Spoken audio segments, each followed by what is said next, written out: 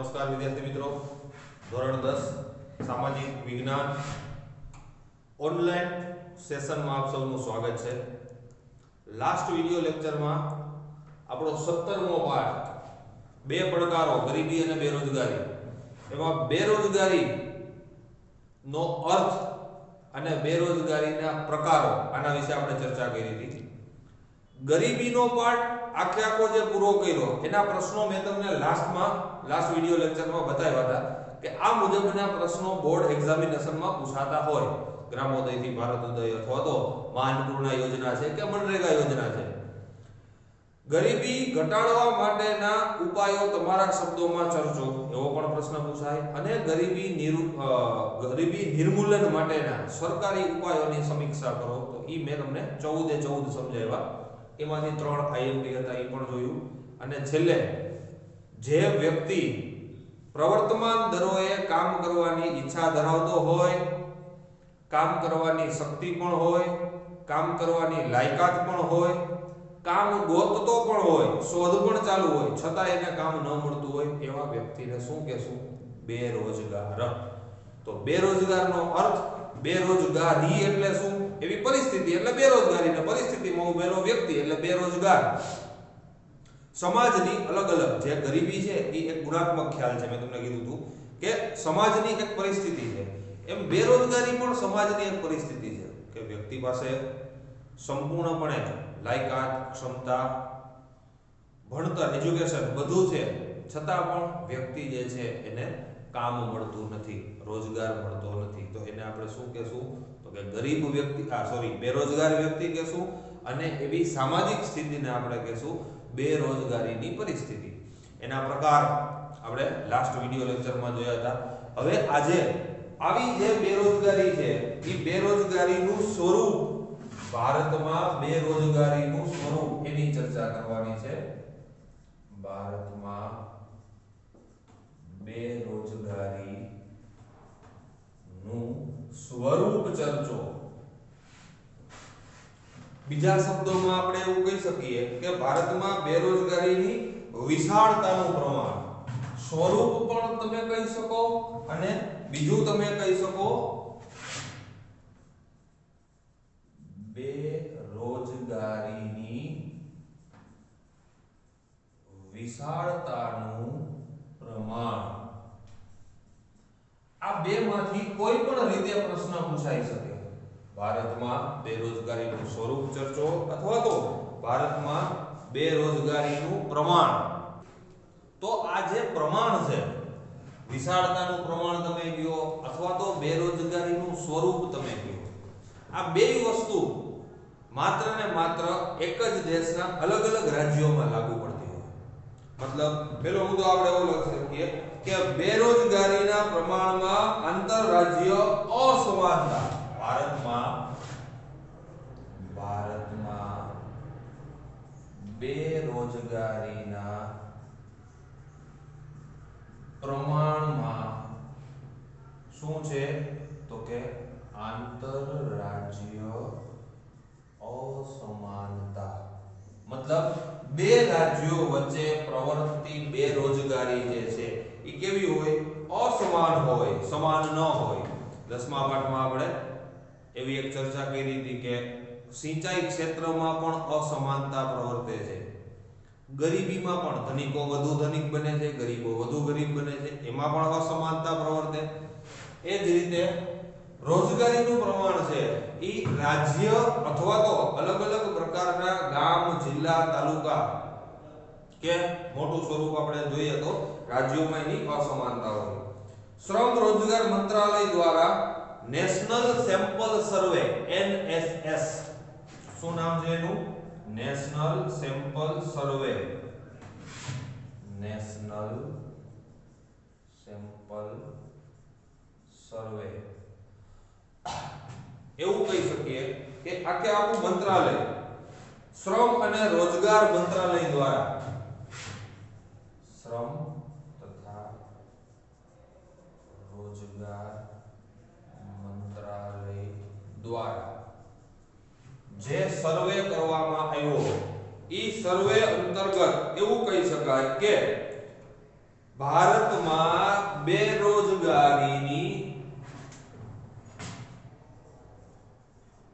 વિશાળતાનો ખ્યાલ આવે, અથવા તો એવું કહી શકો કે બેરોજગારીના પ્રમાણનો ખ્યાલ આવે. કેના દ્વારા?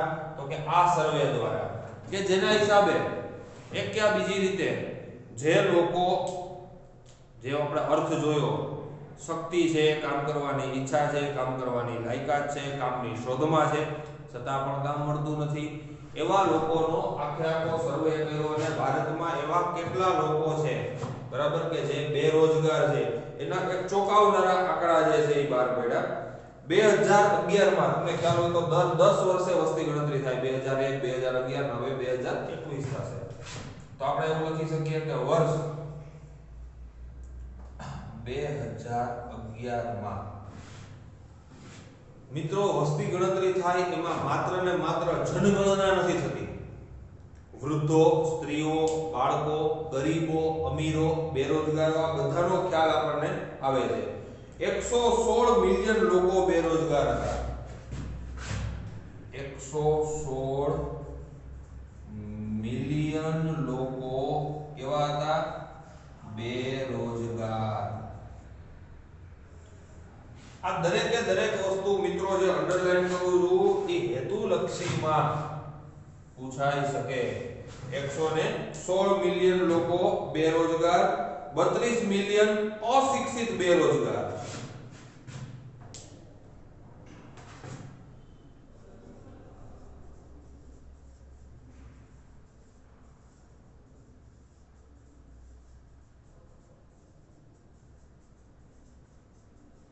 જેની પાસે શિક્ષણ નથી, માધ્યમિક કે પ્રાથમિક કક્ષાનું શિક્ષણ પણ લીધું નથી અને બેરોજગાર છે, તો બરાબર છે. પણ 32 મિલિયન અશિક્ષિતની સામે કેટલા થાય? તો કે બાદ કરો તો 84 મિલિયન લોકો. કેટલા? 32 મિલિયન અશિક્ષિત અને 84 મિલિયન કેવા?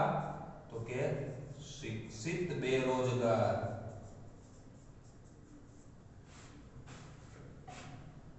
4 ને 2 6 નો છગડો, 8 ને 3 11. 116 મિલિયન લોકોની બેરોજગારીમાંથી 32 મિલિયન અશિક્ષિત અને 84 મતલબ અશિક્ષિત કરતા તો શિક્ષિત લોકોની બેકારીનું પ્રમાણ 2011 માં કેવું છે? તો કે ખૂબ જ વધારે છે.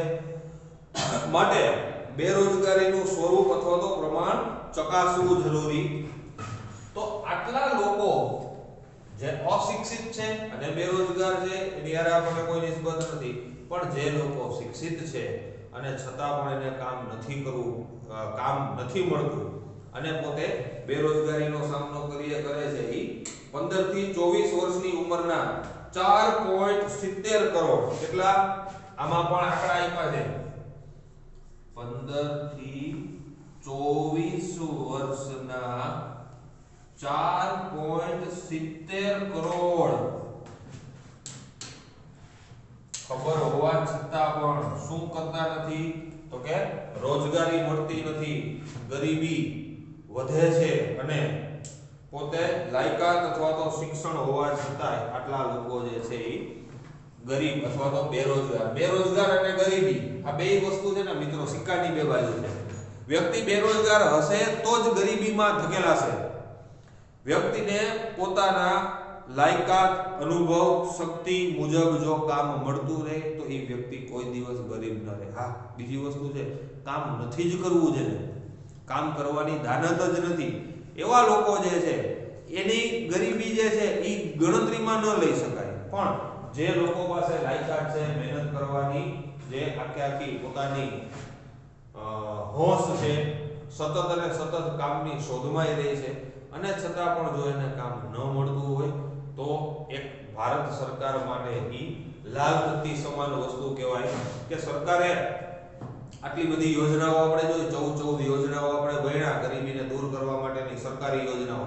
આમાં પણ બેરોજગારીમાં પણ એવી 8 કે 10 યોજનાઓ છે કે જેના દ્વારા ઉપાયો છે, સરકારી ઉપાયો કે જેના દ્વારા આપણે ગરીબી દૂર કરી શકીએ અથવા તો બેરોજગારી દૂર કરી શકીએ. તો આટલા આંકડાકીય માહિતી કે 32 મિલિયન લોકો અશિક્ષિત અને 84 મિલિયન લોકો શિક્ષિત. 15 થી 24 વર્ષના ગાળાના 4.70 કરોડ લોકો જે છે એ બેરોજગાર.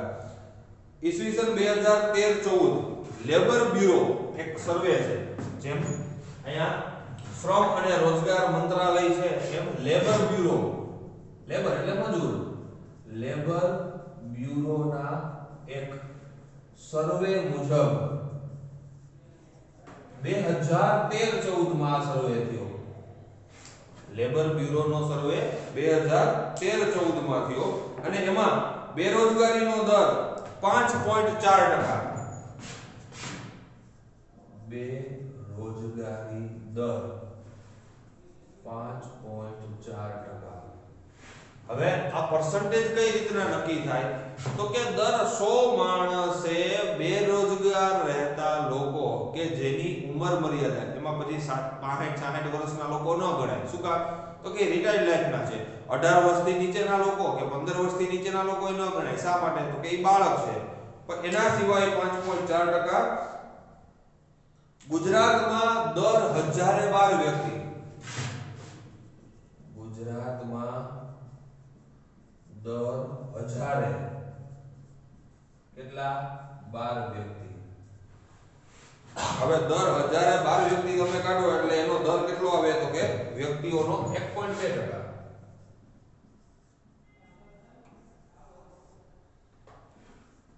અહીંયા 5.4%. 1012 વ્યક્તિઓ બેરોજગાર રહી, 1.2%. 9-10 માં એટલે કે આ 13-14 ની વાત થઈ. 2009-10 માં શહેરી અને ગ્રામ્ય આવા બે ભાગ પાડવામાં આવ્યા. લેબર બ્યુરોનો સર્વે જે 2013-14 માં થયો એ લેટેસ્ટ, પણ 2009-10 માં પણ એક સર્વે થયો હતો. તો શહેરી વિસ્તારમાં 1000 આમ જોવા જાવ તો 1034 એટલે કે 3.4%.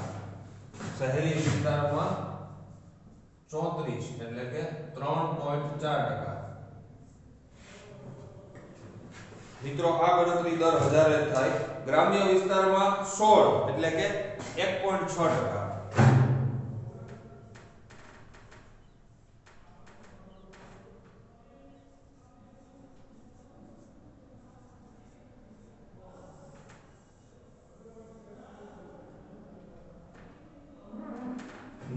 ના સર્વે મુજબ શહેરી વિસ્તારમાં દર 1034 લોકો એટલે કે 3.4%, અને ગ્રામ્ય વિસ્તારે દર 1016 લોકો એટલે કે 1.6%. કેવા લોકો હતા તો કે બેરોજગાર લોકો હતા. સ્ત્રી બેરોજગારીનો દર 7.7%. કે સ્ત્રી હોય, સ્ત્રી બેરોજગારી દર 7.7%. માત્ર ને માત્ર ભારતની વાત થાય છે, ત્યાં ઇન્ડિયામાં સ્ત્રી બેરોજગારી 7.7%. મિત્રો આ જેટલા આંકડા છે રેડ પેનથી માર્ક કરેલા છે અથવા તો જ્યાં જ્યાં અંડરલાઈન કરેલી છે એ બધા હેતુલક્ષી માટે ખૂબ જ જરૂરી ગણી શકાય. ઘણી વખત આ વખતે જ બોર્ડમાં તમને કદાચ ખ્યાલ હશે, ગઈ જે ટેસ્ટ આપણે યુનિટ ટેસ્ટ કરી એમાં પણ એવું થયું કે 80 માર્ક્સના 30% લેખે એટલે કે 8 તેરીને 24 માર્ક્સના હેતુલક્ષી આવશે. જૂના પરિરૂપ મુજબ 8 દુને 16 માર્ક્સના હેતુલક્ષી આવતા હતા. એટલે 24 માર્ક્સના હેતુલક્ષીનું કોઈ હજી સુધી માળખું તૈયાર થયેલું નથી. એટલે તમારે પ્રશ્નમાં જ્યાં જ્યાં આ રીતના આંકડાકીય માહિતી આવતી હોય એ ખાસ તૈયાર કરવી પડે. સિક્કિમ, કેરળ, પશ્ચિમ બંગાળ, યુપી, છત્તીસગઢ આટલા જે રાજ્યો છે. મેં તમને પહેલા જ લખી દીધું કે આંતરરાજ્ય અસમાનતા, રાજ્ય વચ્ચે અસમાનતા. તો અમુક જે છે એ રાજ્યોમાં બેરોજગારીનું પ્રમાણ વધારે છે. ક્યાં ક્યાં?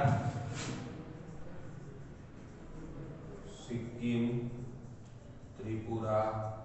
અને મિત્રો આ જેટલા નામ હું લખું છું એમાંથી ઘણા બધા રાજ્યો તો એટલી હદે પછાત છે કે 2 ટાઈમ પૂરું ખાવાનું પણ નથી મળતું. કેરળ, પશ્ચિમ બંગાળ.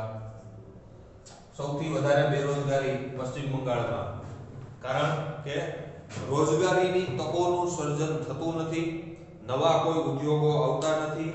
સિક્કિમ, ત્રિપુરા આ બે રાજ્યો એવા છે કે જેમાં શું થાય છે તો કે બરફીલું વાતાવરણ. છત્તીસગઢ પણ લઈ શકાય, પછી JNK જમ્મુ કાશ્મીર પણ લઈ શકાય. સતત આતંકવાદી પ્રવૃત્તિઓ, બરફનું સામ્રાજ્ય, છેવાડાના ગામ, ઉદ્યોગોનો વિકાસ નહીં, બરફાચ્છાદિત વાતાવરણ એટલે કૃષિ ક્ષેત્રે જોઈએ એટલું રોજગાર પ્રાપ્ત ન થાય. તો આ બધા માટે આ રાજ્યોમાં શું થાય તો કે બેરોજગારીનો દર ઊંચો, બેરોજગારી વધુ, આપણે એવું લખી શકીએ કે અમુક કારણોસર બેરોજગારી વધે. બીજું, ભારતમાં આના સિવાયના જે આજુબાજુના વિસ્તારમાં હિમાચલ પ્રદેશ છે, હરિયાણા છે, કર્ણાટક છે, ગુજરાત છે, મહારાષ્ટ્ર છે, મધ્યપ્રદેશ છે કે જ્યાં કૃષિનું મહત્વ વધારે હોય, ખેતી લાયક જમીન હોય, વરસાદનું પ્રમાણ ચોક્કસ હોય, સિંચાઈની પૂરતી સગવડતા હોય વગેરે રાજ્યોમાં બેરોજગારીનું પ્રમાણ ઓછું છે. એટલે કે પંજાબ, ગુજરાત, હિમાચલ પ્રદેશ, મધ્યપ્રદેશ વગેરેમાં ક્રમશઃ ઓછું પ્રમાણ કેનું બેરોજગારીનું. અમુક જગ્યાએ વધારે, અમુક જગ્યાએ ઓછી.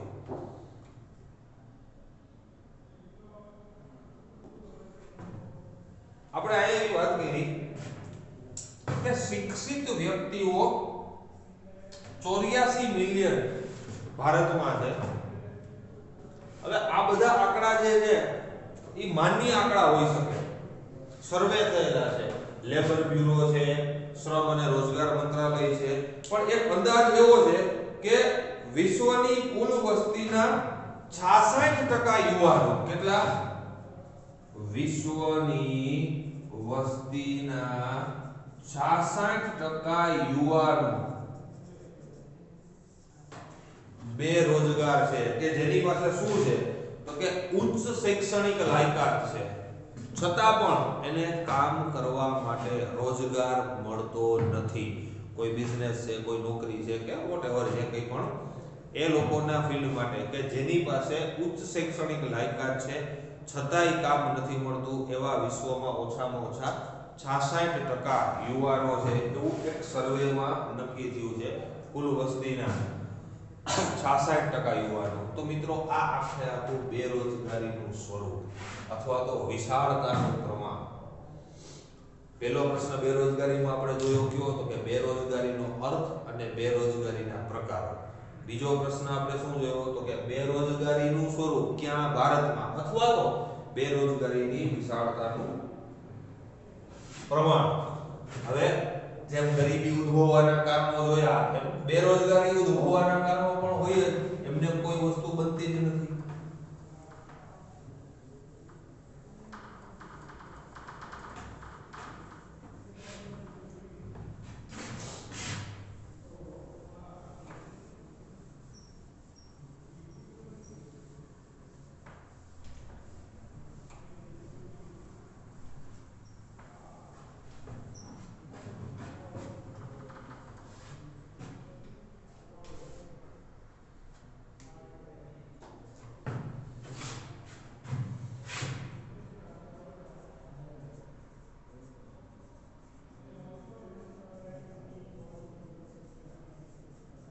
क्या कारणोसर बेरोजगारी उद्भवे? तो बेरोजगारीना कारणो જોઈએ તો ભારતમાં સૌથી મોટામાં મોટું કોઈ કારણ હોય તો ઈ છે, આખું વિચીને લખી નાખવાનું કયું તો કે વસ્તી વધારો.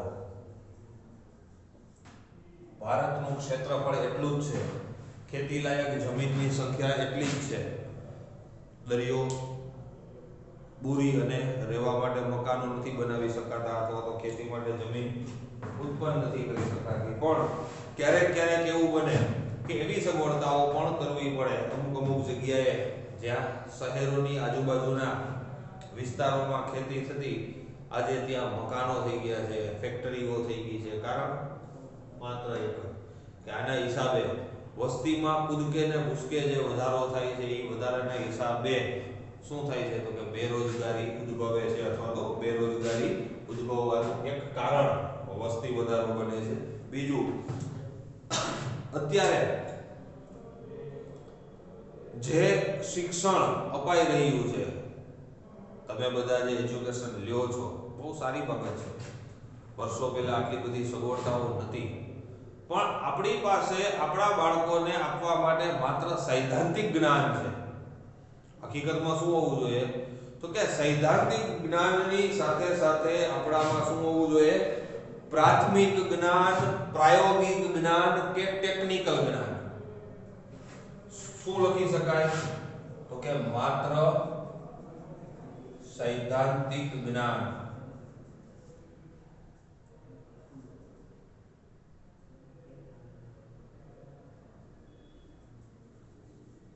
સૈદ્ધાંતિક જ્ઞાનની સાથે ટેકનિકલ જ્ઞાન, પ્રાયોગિક જ્ઞાન, પ્રાથમિક કૌશલ્યો જરૂરી. અત્યારે આનો સંપૂર્ણપણે અભાવ છે. આનો પણ અભાવ છે, આનો પણ અભાવ છે અને આનો પણ અભાવ છે. સૈદ્ધાંતિક. તમને એક ખાલી નાનો પ્રશ્ન પૂછું, આમાંથી કેટલા વિદ્યાર્થીઓ એવા હશે કે જેને પોતાનું બટન ટાંકતા આવડતું હોય, જેને ખેતરમાં પાણી વારતા આવડતું હોય, જેને પોતાના ઘરમાં કોઈ એવી વસ્તુ આવડતી હોય કે જેને કરવા માટે શું જરૂરી હોય તો કે કૌશલ્ય. સીધી ગોળ રોટલી કોઈ બનાવી શકે ઘરમાં? એમાંય છોકરીઓ તો હજી કદાચ મમ્મીને ઘરકામમાં મદદ કરતી હોય તો બનાવી શકે, છોકરાઓ નથી કરી શકતા. શું કામ તો કે પ્રાયોગિક જ્ઞાનનો અભાવ છે. અત્યારના જમાનામાં કોઈ વ્યક્તિ ચોપડી વાંચી અને તરતા શીખી શક્યો હોય એવું ઉદાહરણ એક પણ છે નહીં. એના માટે તળાવમાં ધુબકો મારવો જ પડે, કારણ કે એ કેવું જ્ઞાન છે તો કે પ્રાયોગિક, પ્રેક્ટિકલ નોલેજ છે. કૌશલ્યની જરૂર પડે. તમે ચોપડી વાંચીને પરીક્ષા આપી શકો, બાયોલોજી, કેમેસ્ટ્રી, ફિઝિક્સ, આ બધું જેમ થિયોરી છે એમ પ્રેક્ટિકલ પણ છે. બાયોલોજીના પ્રેક્ટિકલ, કેમેસ્ટ્રીના પ્રેક્ટિકલ, ફિઝિક્સના પ્રેક્ટિકલ, એમાં તમને વસ્તુઓ સામી બતાવે છે કે ભાઈ હાઇડ્રોક્લોરિક એસિડમાં આ વસ્તુ એડ કરવાથી આ નહીં આ વસ્તુ બને છે. તમે જોશો, પ્રાયોગિક જ્ઞાન મેળવશો તો તમને એની અનુભૂતિ થશે. ચોપડીમાં વાંચીને કે ભાઈ ભૂરું લિટમસ પેપર છે અને આ નાવડમાં નાખો તો લાલ બને, લાલ લિટમસ પેપરને આમાં નાખો ભૂરું બને. એસિડ ને બેઝ જ્યાં સુધી જોશો નહીં ત્યાં સુધી તમને અંદાજો નહીં આવે. એના માટે શું જરૂરી છે તો કે પ્રાયોગિક જ્ઞાન. તો પ્રાયોગિક જ્ઞાન જે છે અને ટેકનિકલ નોલેજ છે અથવા તો પ્રાથમિક કૌશલ્યો જે છે એ વ્યક્તિમાં હોવા જરૂરી. એ ન હોય એટલે શું થાય તો કે ગરીબી, બેરોજગારી જે છે એ ઉદ્ભવવાનું એક કારણ બની શકે. ત્યારબાદ દેશના ઔદ્યોગિક વિકાસનો ધીમો દર. દેશના ઔદ્યોગિક વિકાસનો ધીમો દર. અત્યારે જેટલા વિકસિત દેશો છે એ વિકસિત દેશોની મુખ્ય આર્થિક પ્રવૃત્તિ ક્યાંય ખેતી નથી. જોઈ લો, કાં બેન્કિંગ હોય મતલબ સેવા ક્ષેત્ર હોય અથવા તો માધ્યમિક ક્ષેત્ર હોય, પ્રાથમિક ક્ષેત્ર હોતું જ નથી. આપણે અહીંયા શું થાય છે તો કે ઔદ્યોગિક વિકાસનો દર જે છે એ ભારતમાં નીચો છે, જેના હિસાબે જે નવી રોજગારીની તકોમાં ભારતને શું મળે છે? નિષ્ફળતા. જો ઔદ્યોગિક વિકાસનો દર ઊંચો હોય, અલગ અલગ પ્રકારના ઉદ્યોગો જે છે એ ભારતમાં વણાઈ ગયેલા હોય તો સ્વાભાવિક રીતે જ રોજગારી છે ને એ ઊભી કરવી ન પડે, ઊભી થઈ જ જાય. ઘણા બધા લોકોને સાણંદમાં એક નવી ફેક્ટરી થાય તો એક એક્ઝામ્પલ આપું, જેમ જામનગરની આજુબાજુના વિસ્તારમાં બે જ કંપનીઓ રિલાયન્સ અને એસ્સાર બેની સ્થાપના થવાથી જામનગરનું અર્થતંત્ર ઊંચું આવી ગયું. જામનગર તો આવી ગયું, આજુબાજુમાં દ્રાપાડ, લાખાબાવડ આવા જે નાના નાના ગામડા હતા એનું સ્તર પણ ઊંચું આવી ગયું ખાલી બે કંપનીઓને હિસાબે. તો આવા ઉદ્યોગ બધી બાજુથી જો કદાચ એનો વિકાસ થાય તો રોજગારી જે છે એની તકોનું નવું સર્જન થઈ શકે. બીજું તો કે ભારતમાં વરસાદની અનિયમિતતા અને અનિશ્ચિતતા, વરસાદની અનિયમિતતા અને અનિશ્ચિતતા. હવે સ્વાભાવિક રીતે વરસાદની અનિયમિતતા અને અનિશ્ચિતતા શું થાય તો કે સિંચાઈની સગવડ ઓછી. સિંચાઈની સગવડ પંજાબ, હરિયાણા, ચંદીગઢ એ બાજુ વધારે છે. અહીંયા સિંચાઈની સગવડતા છે નહીં, ઉપરાંત વરસાદ કેવો છે? અનિયમિત અને અનિશ્ચિત. બીજું કૃષિ વ્યવસાયમાં જોખમ વધુ. પાક વીમો ને અંતે નહીં આપણે ભણ્યા, પણ હમણાંથી વર્ષો પહેલા આ બધી વસ્તુ હતી નહીં. તો વરસાદની અનિયમિત અનિશ્ચિતતા, કૃષિ પાકો જે છે એ કૃષિ પાકોના જોઈએ એવા ભાવ ન મળે, સિંચાઈ જે છે એ સિંચાઈની સગવડતાઓ ઓછી થાય. તો આ દરેકે દરેક વસ્તુને લીધે શું કરવું પડે તો કે માત્ર ને માત્ર અમુક વખતે રોજગારી માટે થઈને વલખા મારવા પડે. જો આ વસ્તુ આપણા ફેવરમાં હોય તો શક્ય છે કે રોજગારી આપણે વધારી શકીએ, બેરોજગારીનું પ્રમાણ ઘટે. પણ આ વસ્તુ આપણી પાસે અવેલેબલ નથી, કારણ કે આ વસ્તુ તો કુદરતાધીન છે. આ સિંચાઈની સગવડતા કદાચ ગવર્નમેન્ટ ધારે તો કેનાલમાંથી અથવા તો નદીઓના અમુક શાખા નદીઓમાંથી કરી શકે. પણ વરસાદનું પ્રમાણ જે છે એ તો આપણી ભૌગોલિક પરિસ્થિતિ એને આધીન હોવાથી ઘણી વખત આ બાબતમાં આ વ્યવસાયમાં આપણે શું કરી શકીએ છીએ તો કે કાંઈ કરી શકતા નથી. માટે બેરોજગારી જે છે એ વધે છે. એના પછી અત્યારનો જે યુવાન છે એવું લખી શકીએ, યુવાનોની કૃષિ પ્રત્યે ઉદાસીનતા. ખેતી શું કરે? બરોડા જઈને ક્યાં કંપનીમાં નોકરી કરશો ને? ઘરની આટલા વીઘા જમીન હોય છતાં પણ યુવાનોને શું આકર્ષે છે તો કે શહેરી જીવન આકર્ષે છે. એટલે અમુક સમયે યુવાનો પોતાની ખેતી છોડી અને નજીકના કોઈ મોટા સેન્ટર, મેગા સિટી જે છે એમાં નોકરી કરવા જાય છે. મતલબ ખેતી પ્રત્યેની ઉદાસીનતા. વૈકલ્પિક રોજગારીનો અભાવ. ખેતી સિવાય વૈકલ્પિક રોજગારીનો અભાવ.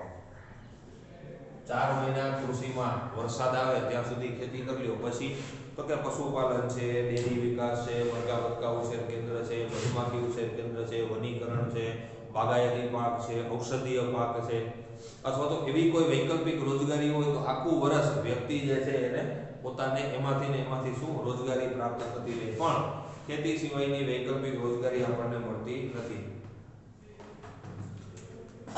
એના પછી ગ્રામ્ય લઘુ ગૃહ કે કુટીર ઉદ્યોગોની નબળી સ્થિતિ. સદંતર ભાવ. એમાં પણ મશીનરી આવ્યા પછી ગ્રામ્ય ઉદ્યોગ, લઘુ ઉદ્યોગ, ગૃહ ઉદ્યોગ, કુટીર ઉદ્યોગ બધાય પડી માંડ્યા. જે વાત કરી હાથસાળના કારીગરો, હસ્તકલા કારીગરીના નમૂના બનાવતા જે વ્યક્તિઓ હતા એને પણ ઘણી બધી જોગવાઈઓ જે છે ઘણા બધા અંશે પોતાની વસ્તુઓ અથવા તો પોતાની જે વંશ પરંપરાગત કૌશલ્ય આવડતો હતી બધી ભૂલી ગયા અને માત્ર ને માત્ર રોજગારી લક્ષી બની ગયા. પછી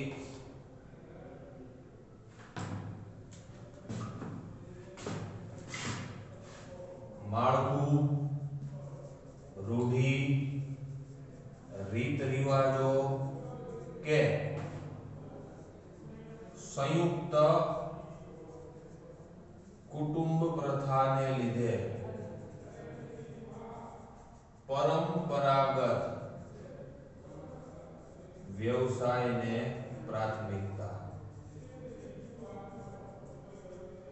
સોનીનો દીકરો સોની જ બને, લોહારનો દીકરો લોહારી કામ જ કરે, ખેડૂતનો દીકરો ખેતી જ કરે, વાણંદનો દીકરો વાળ જ કાપે. આવી એક અરે ભાઈ એનામાં ટેલેન્ટ છે, ઈ વ્યક્તિમાં આગળ વધી શકે એના માટે થઈ અને એનામાં લાયકાત છે, તો શું કામ એને પરંપરાગત વ્યવસાયમાં રોકી રાખવો જોઈએ? અત્યારે ઘણી બધી પરિવર્તનશીલ સમાજ થઈ ગયો છે. વાણંદના છોકરા વાળ કાપે એવું જરૂરી નથી, કે ખેડૂતના દીકરા ખેતી કરે એવું જરૂરી નથી, કે લુહારના દીકરા લુહારી કામ કરે એવું જરૂરી નથી. પણ આ પ્રાથમિકતા ન હોવી જોઈએ. વંશ પરંપરાગત વ્યવસાય કરો એમાં ના નહીં, પણ વંશ પરંપરાગત વ્યવસાય કરવાની સાથે સાથે શું કરવું પડે તો કે જે રોજગારલક્ષી કાર્યક્રમો છે અથવા તો વધારે પડતા રોજગાર મળે એવા પ્રયત્નો દરેકે દરેક વ્યક્તિએ કરવા જોઈએ. પછી નવા ધંધા ઉદ્યોગ શરૂ કરવા માટે એટલે કે યુવાનોમાં સાહસિકતાનો અભાવ આવું જોવા મળે છે. યુવાનોમાં કોઈ સાહસ નથી. નવો ધંધો શરૂ કરવો છે, આ કરશું અને આપણને આમ થાય તો, આ કરશું અને આપણને આમ થાય તો, મતલબ યુવાનોમાં સાહસિક વૃત્તિ નથી હોતી. અહીંયા વાત કરતી હતી ટેકનિકલ જ્ઞાન, પ્રાથમિક કૌશલ્ય કે ભાયોવિજ્ઞાનનો અભાવ તો છે જ. માત્ર ને માત્ર શું છે તો કે સૈદ્ધાંતિક જ્ઞાન. તો માત્ર ને માત્ર સૈદ્ધાંતિક જ્ઞાનથી હાલશે નહીં. માનવ શ્રમ અભાવ, માનવ શ્રમનો અભાવ, એની ગતિશીલતા નથી. જેસીબી કામ કરે, લોડર કામ કરે, હાર્વેસ્ટર, કટર, થ્રેશર આવું બધું કામ કરે, તો માનવ શ્રમની જે ગતિશીલતા છે એનું આયોજન કેવું થાય તો કે ખામીયુક્ત આયોજન થાય. અને એના હિસાબે બીજું બચતનું પ્રમાણ ઓછું થાય. બચત ઓછી, મૂડી ઓછી, નવા મૂડી સર્જનનો અભાવ. વ્યક્તિ પાસે બચત હશે, દર મહિને કે દર વર્ષે અમુક રકમ બચાવશે, તો સ્વાભાવિક રીતે અમુક વર્ષો પછી એની પાસે ઈ જે જમા પૂંજી થઈ એનાથી મૂડી સર્જન કરી અને નવો ઉદ્યોગ અથવા તો નવી વસ્તુઓ જે છે એની સ્થાપના કરી શકે. પણ ઈ જ નથી, એટલે સ્વાભાવિક રીતે આ દરેકે દરેક મુદ્દા જે છે એને આપણે બેરોજગારીના કારણો ગણાવી શકીએ. માત્ર મુદ્દા લખેલા છે, જવાબ આપો તમારે ફોર્મ કરવાનો છે. વાર્તા જેવું છે. ગરીબી અને બેરોજગારી જે છે એ એક સિક્કાની બે બાજુ તો છે, પણ એનો જે મૂળભૂત ખ્યાલ તમે સમજી લ્યો પછી ઓટોમેટિક તમને શબ્દો મળી જાય. તમારે વાંચવાની કે ગોખણપટ્ટી કરવાની જરૂરિયાત રહેતી નથી, પણ એ વસ્તુ સમજવી પડે. બેરોજગારીના કારણો,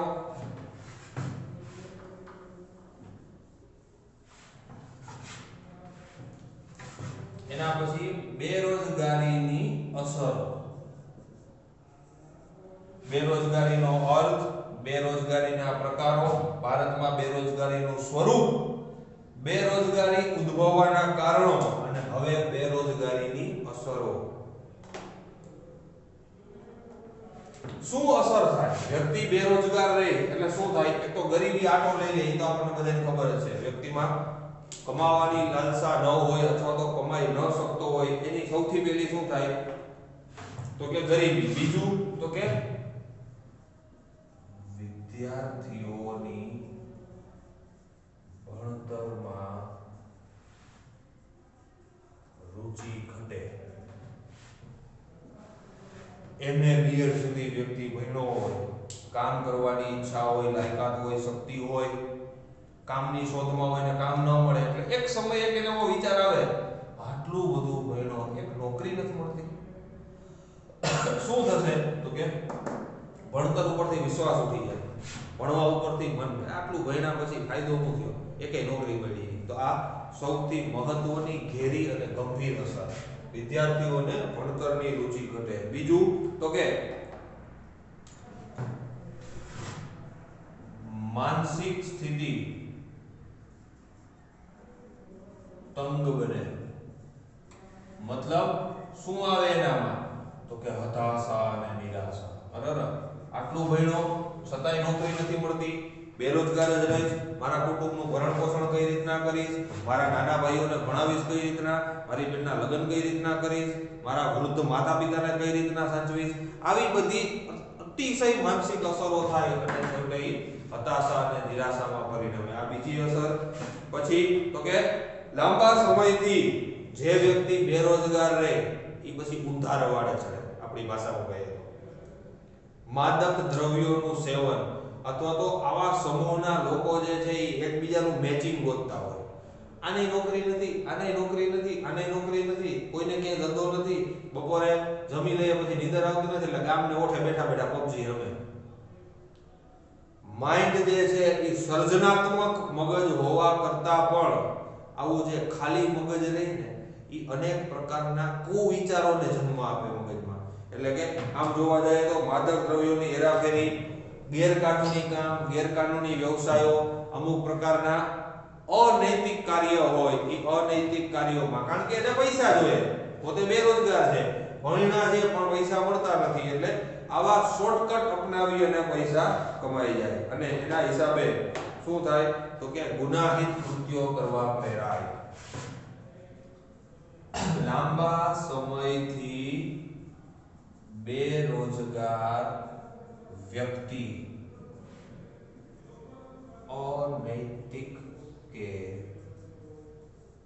ગુનાહિત કૃત્ય કરવા પ્રેરાય.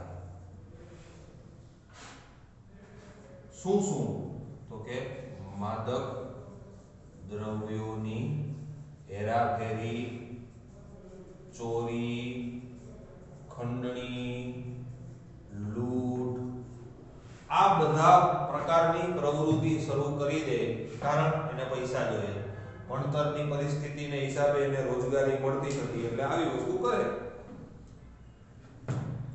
બીજું સામાજિક આર્થિક અસમાનતા વધે. શું કહેવાય એને? વર્ગભેદ સર્જાય.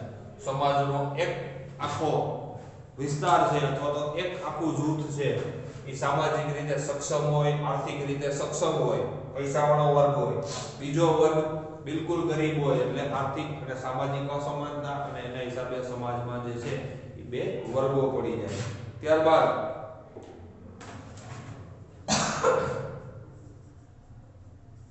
બેરોજગારી ગરીબીનું મૂળ છે. મતલબ બેરોજગારીમાંથી ગરીબી ઉદ્ભવે અને ગરીબી ઉદ્ભવવાથી શું થાય તો કે આપણને ખબર જ છે, કારણ કે આગળનો ટોપિક આપણે ભણી ગયા. શું તો કે ગરીબીને લીધે જીવન ધોરણ કથળે. જીવન ધોરણ કથળવામાં પણ બે ટાઈમ પૂરેપૂરું ખાવા ન મળે, બેહાલ બનેલા કુટુંબો, બેરોજગાર બનેલા વ્યક્તિના કુટુંબોમાં એટલી બધી ગરીબી હોય કે બે ટાઈમ પૂરું ખાવા ન મળે.